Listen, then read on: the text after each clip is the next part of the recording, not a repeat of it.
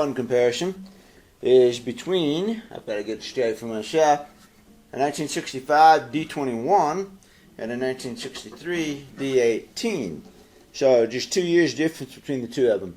And they have basically the same construction. They both got a T-bar in the neck. They both got high glue construction. They both have Brazilian rosewood fingerboards, bridges, and they both have the red pickguard on them. The Clouson tuners, everything, you know. The difference, main difference, about small bridge space. The main difference, the back and sides.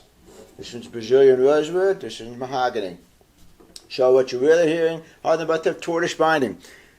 What you're really listening for in this is the difference that the back and the sides make to the sound, given the differences between individual guitars, you know. But I think you're going to hear a fairly distinct difference in the basic sound of these two instruments. I don't think a D-18 could ever sound like this one, and this one couldn't ever sound quite like this. But, you know, they're still pretty close. I mean, they're pretty similar sounding guitars, but I'll let you draw your own conclusions as to the sound of the two. I just thought it was fun to have two guitars of this close of an age to compare. Now, here's a fun thing to do. How do you tell the D-18 apart from the D-21? If you look at the 21, it has two sets of double dots, and the 18 only has one. It has single dots going all the way down the neck here, single dots all the way down the neck, and double dots at the 12th. And the 21 has got double dots at the 7th.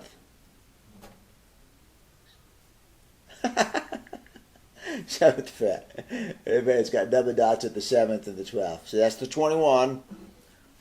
That's the 18. Okay? And that's how you can identify one from a distance. I'll tell you a really good album to get is Dick Spruce and Jim Nunnally. And they one of them plays the D-18 and one of them plays the D-21 on that. And they're both great guitar players. Jim Nunnally is one of my favorite non-famous, you know, non-hot rod guitar players. He's just got such good tone, taste for playing, and really good rhythm. I first heard him on an album called Due West, and that album just blew me away with how fun it was and tasteful. Anyway, I did a workshop with Jim one time, and so I got to sit, you know, right there with him and everything.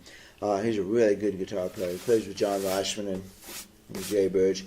He plays different guitars now, but on that album with Dick Spruce, they've got a D-18 and a D-21 playing together, and you can see it on the covers, which one's got which one. So I just thought I'd do a comparison of these two. The necks are very similar to each other. The necks are almost identical feeling, and they have a slight V, a rounded V. They're slim necks, you know. They're not. I wish they were a little bit chunkier. On the D-18, I like my 72 D-18 better, and over here, I don't have a guitar that I like better right now as far as D-21s go. So to me, they're just a slight bit now. It takes me just a little bit to get used to them to really actually play them. But they're good necks, you know. They're comfortable. They've got a nice taper, nice feel, nice everything like that. They're remarkably similar on these two guitars. Everything about these two guitars is so similar that if you handed me one, I don't think I could tell them apart by feel. Once I start playing, I think I could pick them out, you know. But they're close. So D-21 and D-18. Let's take a little look at them. D-18, D-21, sides,